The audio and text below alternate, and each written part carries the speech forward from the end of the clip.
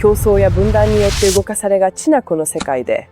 第14代ダライ・ラマ法王は時を超えた真理を示しています。他の人を幸せにしたいのなら思いやりを実践しなさい。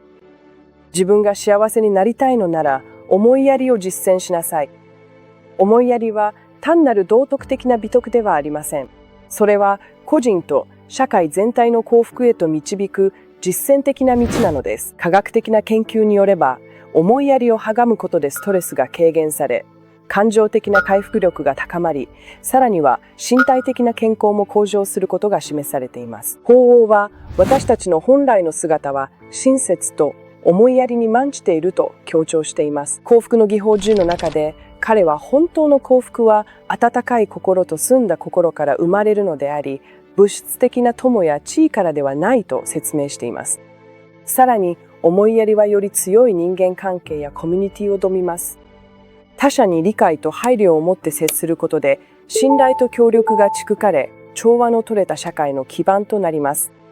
不安や争いの時代においても、思いやりを受け入れることが私たちを平和と安定へと導いてくれるのです。